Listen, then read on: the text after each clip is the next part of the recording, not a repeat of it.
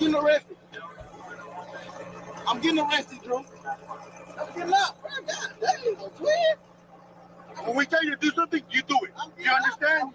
You understand? Not what you want, but what we tell you. You're a little fucking confused. I'm getting out, bro. Too late. Too late.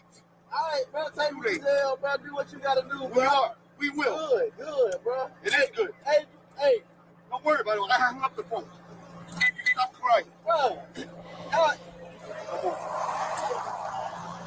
You know my woman like you crazy.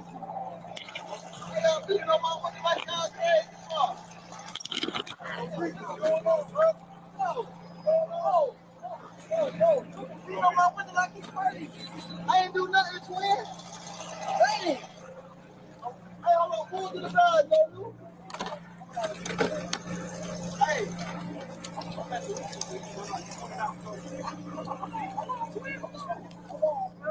just had surgery on my knee. See, he has a license in his hand right there. Okay. Okay, the officer. And he's opening up his computer. Right. Chill, bro. Hey, don't do, bro.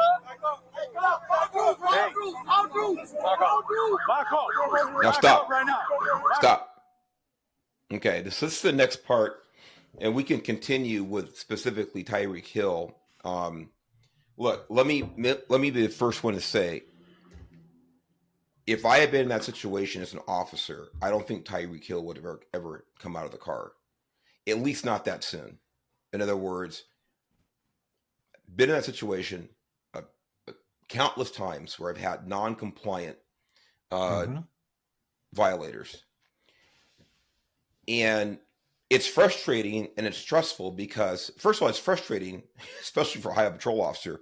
A lot of times you're up on the freeway, you have cars going by 70, 80, 90 miles an hour on your backside, or you're between a sound wall in the car because you don't want to have your butt out in number 4 or 5 lane next to those speeding cars. And so you don't have a lot of tactical advantage and things like that. So you want to get the hell out of Dodge as quickly as possible. So we have people who are non-compliant. Now, by the way, that's not the situation here, but we have people who are non-compliant in that situation. You understand that your risk of being hit and killed by a car, or their risk of being hit and killed by a car, is going higher and higher with every second that passes. And I've had a lot of, colleagues killed on traffic stops by traffic. And so that goes through my mind. So there's a lot of things going through officer's mind. That wasn't the case here. He had a lot of backup. It seems like they have a lot of motors out there blocking traffic, slowing traffic down. Traffic's not a huge concern. However, the concern is the longer that someone is not compliant, the more likely that the encounter is not going to end well for somebody. That's just a statistical fact. The longer someone's not compliant, the worse things go. So again, getting him out of the car when they did, and for whatever reasons they felt necessary, I totally get the debate on that. Did they have to do that? They probably didn't have to do that. But the question is that this person, he is failing to comply with, as far as he knows, our legal orders by the office. He's failing to comply. You mean this individual walking up right here? No, not yet. We're going to get to him in a minute. I'm talking about Tyreek Hill. You're still talking about Tyreek Hill. I said, we're still talking. My bad. He's failing to comply. And what happened, again, I always use the analogy, is that we hear all the time about how evil cops are, how racist they are, things like this, how over-aggressive they are. But the same people will say this, and by the way, we're going to find out just how full of BS Tyreek Hill is, but in the global sense.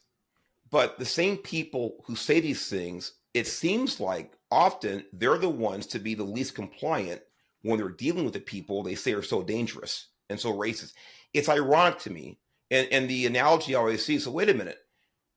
If you know that the Ku Klux Klan wants to kill you, why would you walk into a Klan rally and start using, calling people, whitey? Now, it's an extreme example, but in other words, if you're convinced that these cops are so bad, why don't you do everything possible to keep yourself safe, to keep yourself from raising the confrontation level? And this is what I don't want to. Officer, what do you want me to do? What do you want me to do? And you can say, what do you want me to do so I go home safe? And to the opposite, Tyreek Hill did things that are going to rightly or wrongly, are going to raise the stress level, quite frankly, for everybody involved, him and the officer. So I know I'm editorializing here right now. If you guys want to chime in on that, you can, but we'll move on. It's funny. Right, it's funny, Mark, because what you just said, I was going to say toward the end of the exact same. I was going to say the exact same thing that you just said. I remember on the very first podcast that you and I did, talking about where we grew up and stuff. We talked about police, and we talked about traffic enforcement stops and contact with police, and I admitted that I've been stopped in excess of 30. I said 50. I'll say 35. But hey, Danny, here's how bad it is. I saw you get stopped one time, and you kept going. bless your heart. I wouldn't be associated with exactly. And it's not a bragging point that I'm making, but it's a point that okay, I drive fast, I get stopped, but I've never in my 53 years of operating a motor vehicle here in the state of California and here in the United States, because I've been all over, I've rented cars everywhere. And so in my 53 years of driving, I've never once been yanked out of my car. I've never once been handcuffed by the police. I've never once been threatened. I've never been shot by the police. Typically, they lecture me. By the grace of God, and I'm a really good kiss ass. They cut me loose. And yes, for a while there, I did carry a badge, and they respected that badge, I guess. But I've never, ever in my life, in all these stops that I've always had, and I guess you can call me the luckiest guy in the world, I don't know, but I've never once had a problem with law enforcement, only because I don't want to get the ticket. And so guess what I do? I comply. I answer their questions, I give them what they ask for, and I comply. And that's the Danny, I want to chime in on that because, and Bill, I'm going to certainly give you time on this point. But I want to correct you on one thing, Danny. If I remember correctly, and I didn't know about this until a few years later because you and I are 7 years apart. But if I remember correctly, you were actually held at the business end of a shotgun by a local police department where we grew up as a result of mistaken identity at a drive-thru restaurant. Is that accurate? That's correct. It was a mistaken identity. The cops got there at the scene of a would-be or maybe a possible robbery, and you were misidentified and you were held at shotgun point. And what did you do? You complied. I complied. You still went home safely. You talk about stressful situations for cops. In that situation, they got a call. They show up. Here's someone who they thought had committed the felony that they were called to, they were responded to. And even in that situation, you went home safely. And here you were, a black man in virtually an all-white neighborhood at that time. And it still worked out well. So, this is the, point I'm getting to. Cops are not perfect. And this stop was not perfect. But, it is what it is. Bill, go ahead. I knew you wanted to say the only something. thing I want to say is before we move on to the, the bystanders and the rest of this video is, there's a difference to me between someone who's non-compliant and someone who's argumentative. And what I saw here was someone who was argumentative. I honestly didn't see someone who was non-compliant. They asked for his documents. He provided documents. He had the window completely rolled down at first. He rolled it up. When they told him to roll it down again, it took him a minute. And granted, he did it on his time frame, but he started to roll the window down or rolled it down a little bit.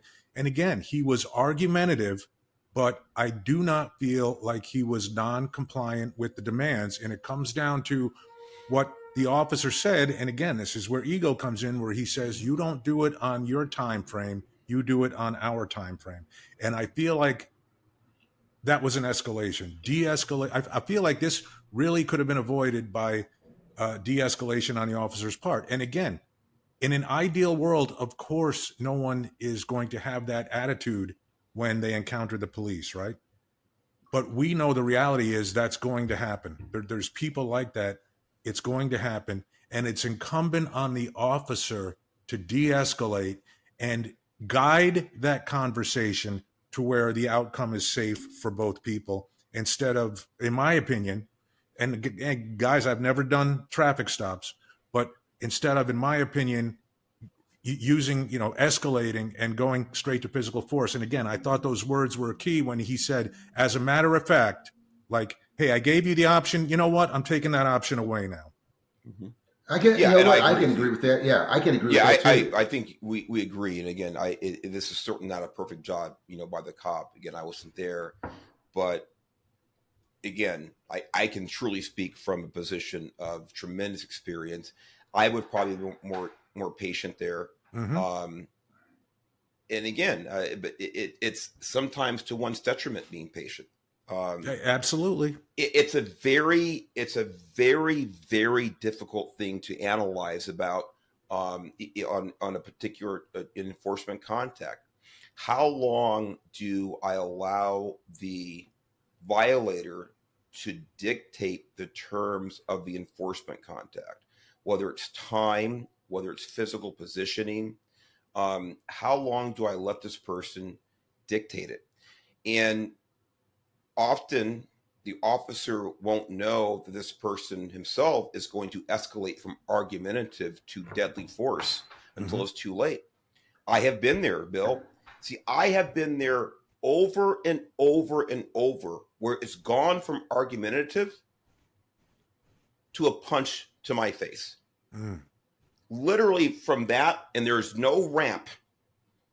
It's an immediate shot. Yeah, I've been there. Yeah, now, again, this officer had plenty of backup. Again, I want to be, very fair about this. I understand, but still, the officer's thinking, and think about this: the officer's thinking in terms of 27 years of experience. So, like me, he's probably been there where it's going, "Why you hit my window?" or "Why are you stopping me?" To the next thing, he's in a physical fight for his life. I guarantee you, I could almost guarantee, I don't know for a fact. My guess is that he's been in physical struggles for his life. People going for his gun that went from argument to now I'm trying to get the officer's weapon. It happened to me many times. And fortunately, I came out of them, safely, but it may not have turned out.